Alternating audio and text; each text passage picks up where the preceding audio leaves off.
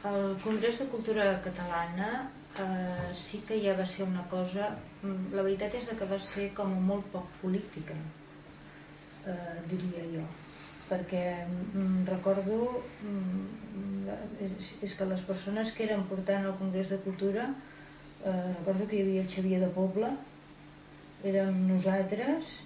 Xavier de Pobla és un aparellador que estava treballant fent les arcades. I mentre va estar aquí aquell any i mig fent les arcades es va involucrar i va ser el moment del Congrés de Cultura. I hi havia el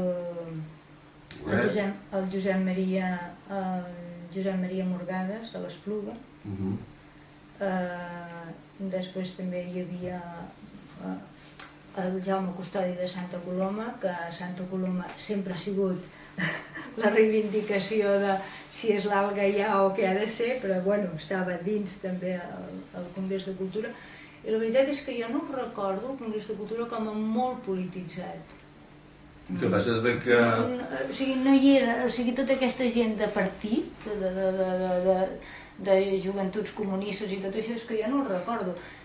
Fins i tot quan varen fer el primer carnaval, que el varen fer en el marc del Congrés de Cultura Catalana, les persones que hi van ser-hi doncs érem nosaltres, el Xavier de Pobla, l'Huguet, la Laura Penedès,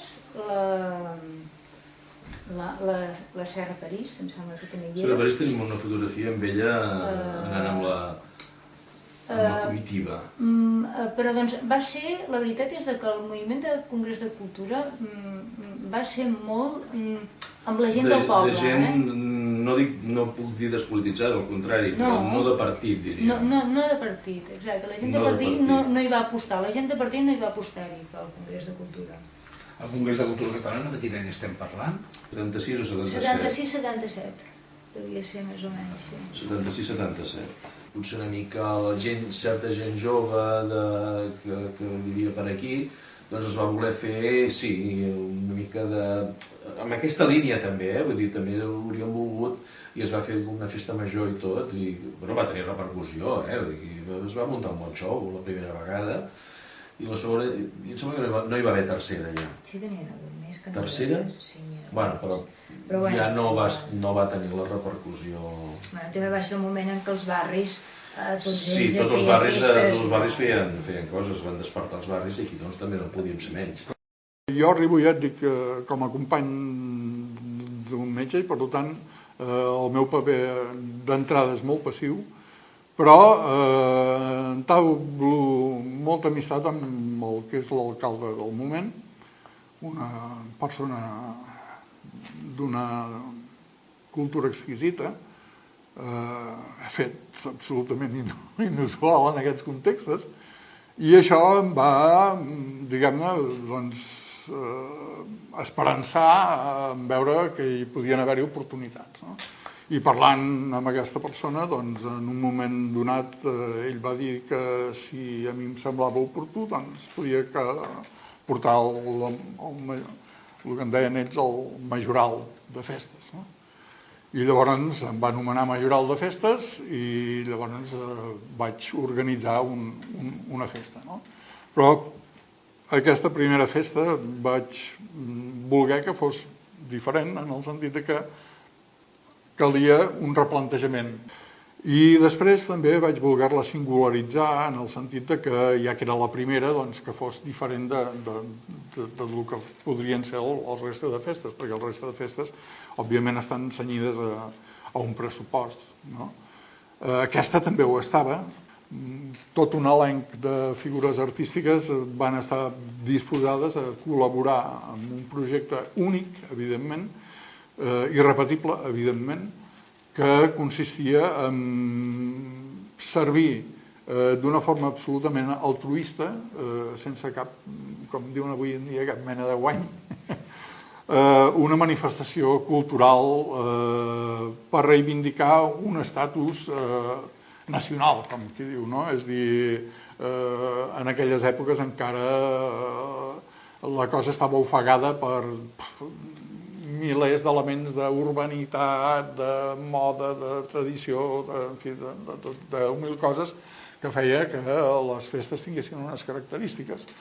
I el fer-ho d'aquella forma va eclosionar amb tot aquell món i va donar sortida a un altre món, no? En aquell altre món, esclar, es van manifestar tots els elements que després han sigut més usuals i característics amb el que són les festes d'avui en dia, no? Puguin ser els cercaviles, com puguin ser la participació de varis grups musicals en lloc d'un sol grup, que era l'usual, no? Vull dir, abans es llogava un músic, a vegades un simple acordeonista, no?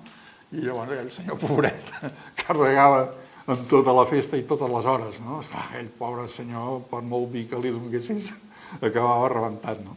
Llavors, la gent, ja et dic, de l'elenc artístic va trobar molt singular aquell moment i es va prestar a col·laborar de forma absolutament altruista i et diré que si no hagués sigut per la incompetència d'altres persones, encara hauria sigut més gran el nombre d'artistes que haguessin participat.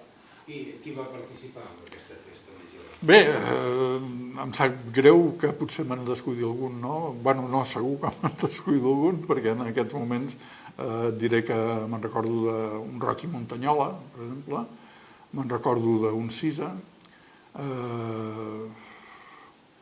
llavors me'n recordo de la Plateria, però me'n deixo molts a dir. Jo mateix em vaig descomptar perquè prèviament l'únic que em vaig limitar a fer és anar l'any anterior, evidentment, perquè tot això va portar una preparació prèvia, no?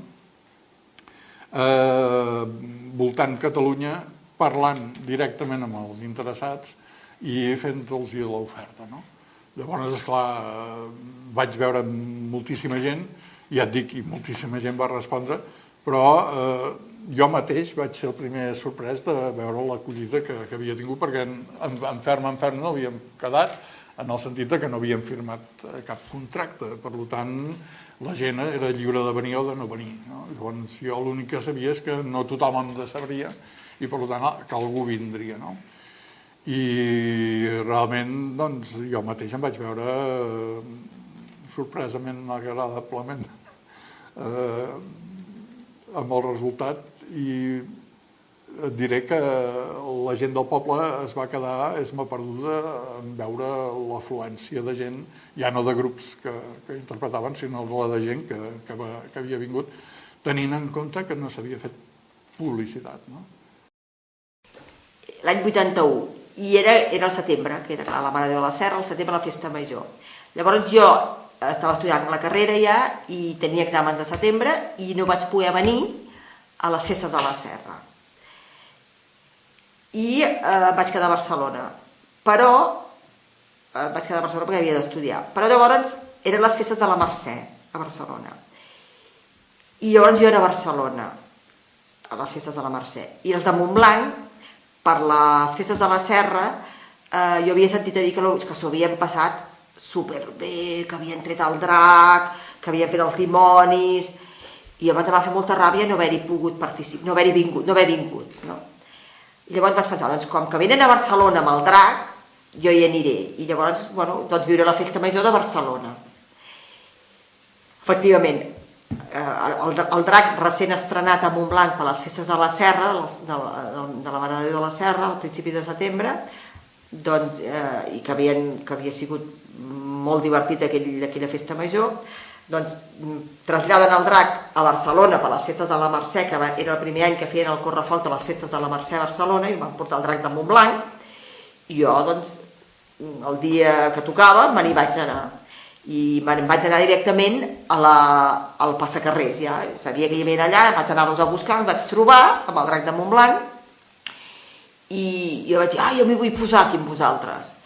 I vaig i m'hi poso, i n'hi va haver un, el Ramon Bonastre, que em diu, doncs tu el que ens pots fer, ens pots anar donant els coets, jo et dono un coets, i tu ens els vas passant en la mesura que els anem necessitant. I ell era el primer correfoc que feien a Barcelona per les festes de la Mercè, el primer. I, clar, no estava gens organitzat. Jo portava un sarró i em vaig posar els coets a dintre, amb la idea d'anar-los donant quan me'ls anessin demanant. Va sortir el passacarrers, no sé quin recorregut va fer, però ho he determinat al carrer del Sant Sever, al carrer Sant Sever, allà a l'entrada al claustre de la catedral, que hi ha al carrer Sant Sever. Aquell carrer com es diu? El carrer del Bisbe és aquell? No, aquell no és el carrer del Bisbe. Home, el carrer del Bisbe, no, el carrer del Bisbe és el que passa entre... A l'altre cantó. Entre la catedral i l'Ajuntament. Sí, doncs, però el carrer Sant Sever, bé, a la placeta de Sant Sever, no a la placeta, al carrer Sant Sever, allà a davant del claustre de la catedral, allà va arribar el passacarrers aquest, amb el correfoc, i allà se'n va encendre el sarró que portava amb els coets, i em vaig cremar. Llavors se'n va encendre el jersei que portava i em vaig cremar. I llavors Jordi Camí, que portava el drac, portaven amb el grup del drac, em va veure que estava encesa, em va treure la jaqueta, el jersei, em devia arrencar el paquet de petards i llavors em vaig quedar allà sense cremada i sense roba, sense la roba de dalt. I cremadíssima, no? Tota cremada. I llavors em vaig començar a córrer perquè clar, tothom anava seguint el ritme de la música, el ritme del foc. Vaig aconseguir escapollir-me per allà dintre, vaig anar a parar davant de la catedral i allà a l'alçada de les escales de la catedral hi havia el Moreno, que em va trobar i em va dir: què t'ha passat? Dic: m'he cremat, corre, marxem. Vaig posar a córrer i vaig fer cap a l'Hotel Colón, i a l'Hotel Colón per anar cap al quarto de bany. Em vaig al quarto de bany, cap baix, als serveis, i allà hi havia uns miralls enormes i ja em vaig veure tota cremada. Em vaig morir, no? Era tota negra. Em vaig començar a posar aigua de l'aixeta i llavors hi havia el Moreno i li vaig dir: sisplau, demana llençols nets i m'embolica amb els llençols i em porteu a l'hospital, perquè el Moreno estava desfet, no sabia què havia de fer. I efectivament em van auxiliar, llavors em van portar a urgències. O sigui que jo, aquelles festes, al final va ser quan em vaig cremar, i em vaig cremar molt, a més, em vaig cremar molt. La gent del poble que es va dedicar a comptar van comptar que si sol a cada cotxe hi anés una persona, ja n'hi havia 6.000. Llavors, per poc que n'hi anessin 2, ja eren 12.000. I si comptes 4, ja, vull dir, no et dic, no? És a dir, ells van comptar al voltant d'uns 6.000 vehicles. Evidentment no hi cabien en el poble, és a dir, la carretera estava plena de cotxes, tant en direcció Forès com en direcció Ciutadella, i com que va durar tot el que va durar, és a dir, des que va començar fins que va acabar dissabte i diumenge, va haver un trànsit molt continuat, no? Vull dir, segur que hi havia gent que venia i després se'n anava i en venia d'altres, és a dir, no es va poder comptabilitzar d'una forma oficial, però ja et dic, els del poble que van comptar 6.000 vehicles.